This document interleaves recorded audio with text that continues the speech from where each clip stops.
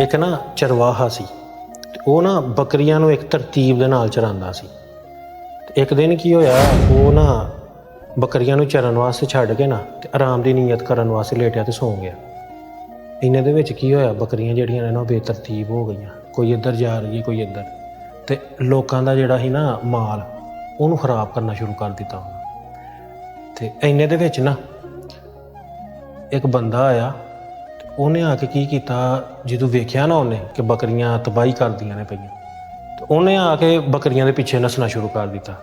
वो कोई एक बकरी नूं सोटी मारे कि वो लैन दे विच आए तो उधरों दूसरियां नस जान।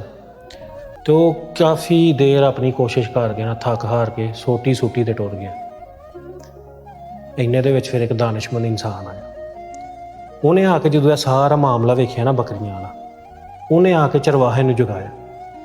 चरवाहा उठिया, उन्हें एक आवाज़ लाई तो सारियां बकरियां एक तरतीब दे विच हो गईयां। तो यार असीं इंसान आ ना, इंसान साडे जिहड़े नफ्स ने ना नफ्स, इन्हां दी मिसाल बेतरतीब बकरियां दी मानन दे।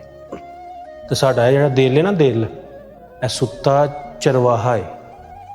ते अगर वो हुण तुसीं चाहते हो ना कि तुहाडे जिहड़े नफ्स तुहाडे कोलों गुनाह करवांदे ने बेतरतीबी दे विच, ते ऐ तुहाडे नफ्स काबू च होण ते तुसीं गुनाहां दी दलदल चों निकलो, ते तुहानूं इस चरवाहे नूं जगाउण वास्ते किसी अल्लाह वाले नूं लभना पेगा। अगर तुसीं किसी दे कोल जांदे हो, किसी आम बंदे दे कोल, ते ओनूं जाके अपने तुसीं जिहड़े ने गुनाह दसदे हो, ते उन्हें तो तुहाडे उत्ते फतवेबाजियां शुरू कर देनियां, उन्हें तो तुहाडे उत्ते नुक्ताचीनियां शुरू कर देनियां। उन्हें कहना तू ये गुनाह कीता ते तू पहले दी सज़ा भुगत, फिर अगला स्टैप तेरा आएगा।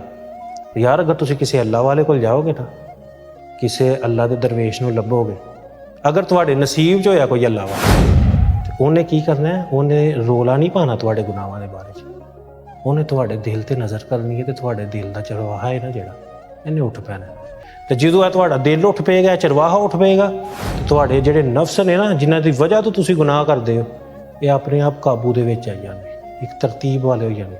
ते यार अगर चाहते हो ना कि तुसीं अपना अंदर धोवो, तो फिर किसी अल्लाह वाले, ये अपने आप मुमकिन नहीं, किसी अल्लाह वाले नूं लभो।